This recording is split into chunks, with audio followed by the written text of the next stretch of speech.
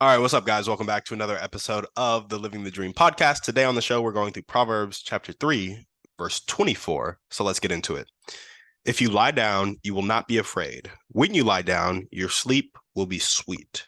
So this is talking to us, telling us to keep sound wisdom and keep discretion. And it's going through the benefits again, just like verse 23 was in the last podcast about what happens to you when you keep sound wisdom and you keep discretion. What are the benefits that are going to come upon you?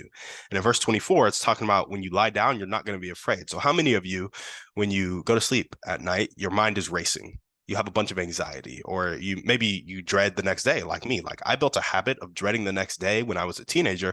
And now, even when good things are coming, I just have this habit of dreading the next day. And it's because I focus more on the bad things in the day than the fact that I'm living another day of life, which is the most beautiful gift on the planet, right?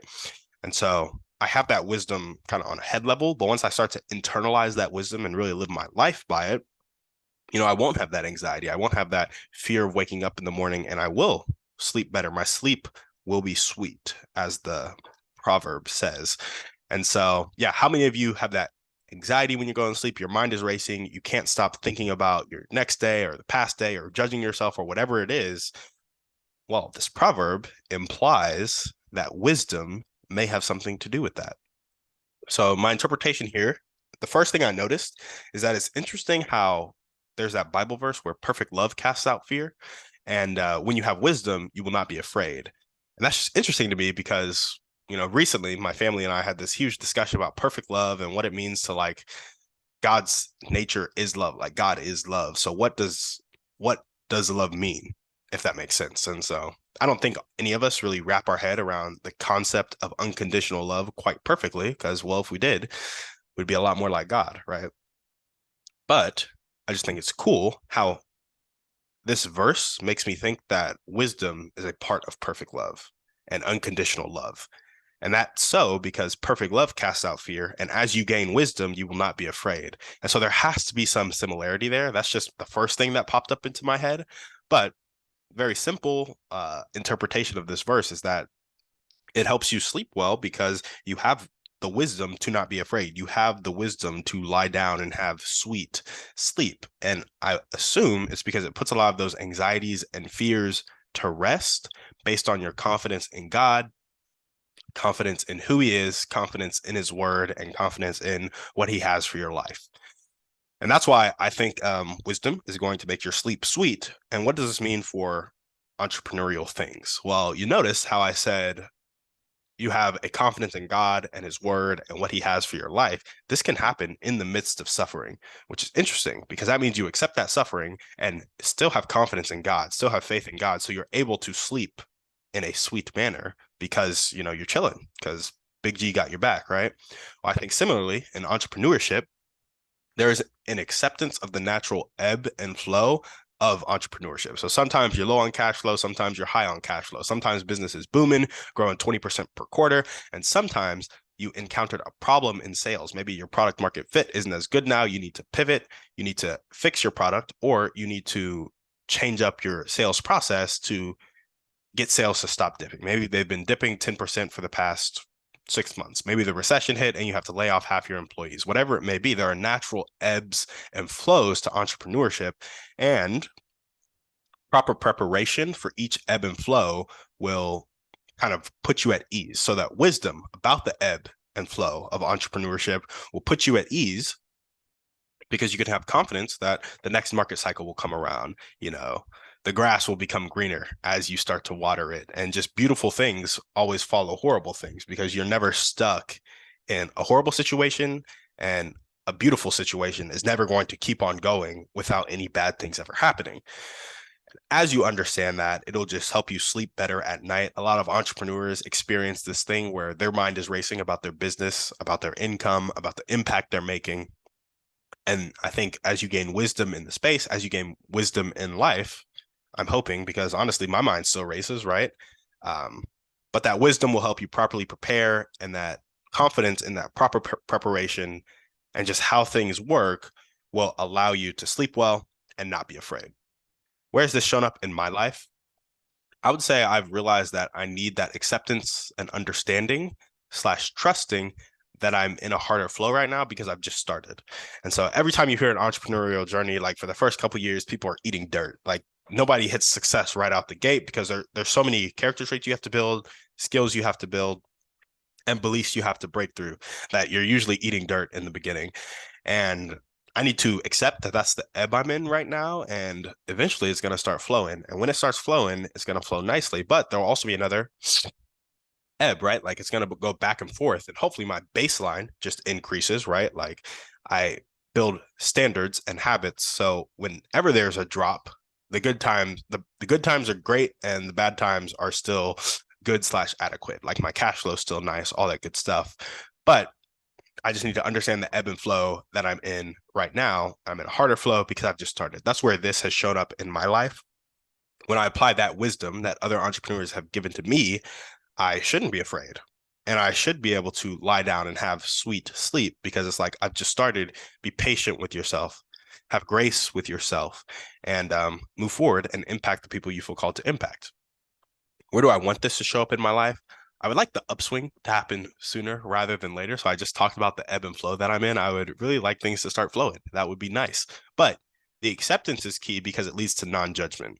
So what I just said about having grace with myself, I want that to show up in my life a lot more, just because the second you start judging yourself as an entrepreneur, it gets a lot harder to take the massive action that you need to take. So if I'm making cold calls and I'm like, ooh, I haven't booked an appointment yet. I don't even know if I have product market fit. My script might suck. Maybe I don't have enough energy in my voice. I start just going down the negative rabbit hole. There is no way I'm going to make my 200 cold calls that day. I'll probably only get to 100 and then I'll beat myself up and be like, this doesn't work. This is stupid. Boom, I've stopped. So clearly I like discipline, but I also just, it's not discipline with the activity, more discipline with my mind. Because if I could discipline my mind, the activity would follow suit. So it's a little bit of discipline with both for sure, because you can take the action despite your negative thoughts 100%. But also, if the whole world is trying to tear you down and the whole world is trying to beat you up, in the words of Will Smith, why are you going to kick yourself in the balls? That's what I think about negative thoughts. That's why I think the acceptance is key, because it leads to that non-judgment, and that lack of negative thoughts will help me maintain the energy levels I need to take that massive action.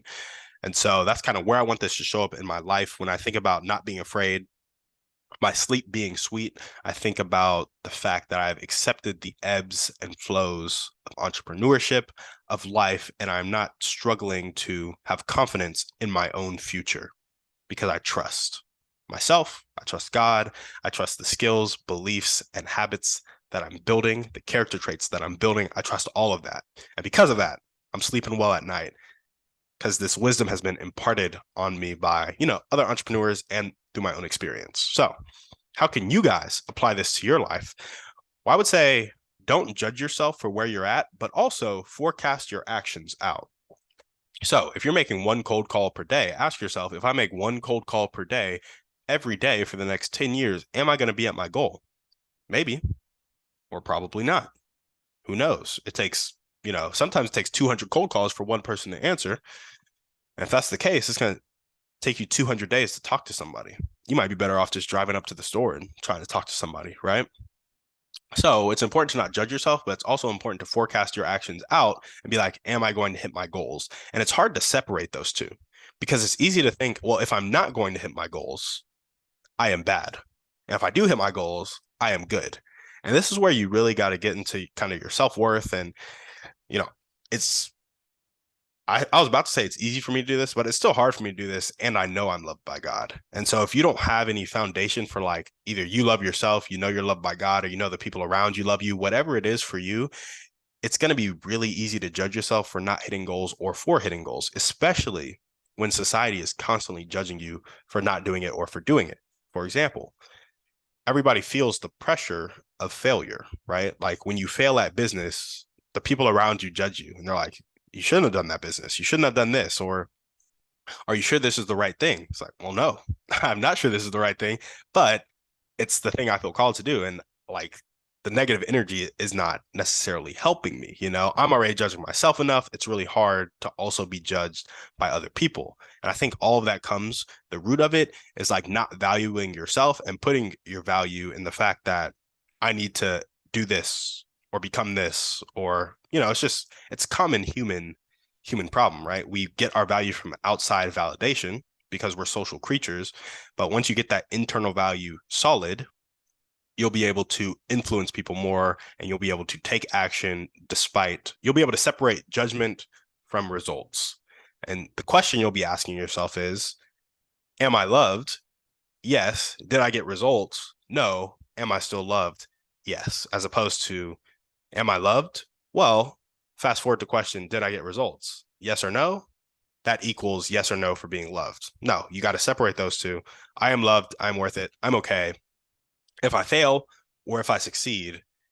And then it'll be easier to not judge yourself, because you'll also realize that failure is just part of the learning process, and they are the steps to success. And if you're not failing on the way to success, you either have a really good mentor or your success is probably built on a shaky foundation. So things to think about. Not always. There's always that 1% that succeed right off the bat and they have it built on a solid foundation, right? But that's not the case for most of us. That's all I got for you guys today. Don't judge yourself, but also forecast your actions out. And the way you can forecast your actions out and kind of hold yourself to a standard without judging yourself is having an intrinsic value outside of the achievement of a goal, outside of the validation of others. You either get something internally, love yourself, loved by God, just baseline, unconditionally loved by the people around you, like your spouse or your kids, whatever it may be. And it gives you freedom to fail, because everything is not a performance. At least that's what it did for me in college. So thank you guys for listening. We will see you on the next one. And on that note, we're out.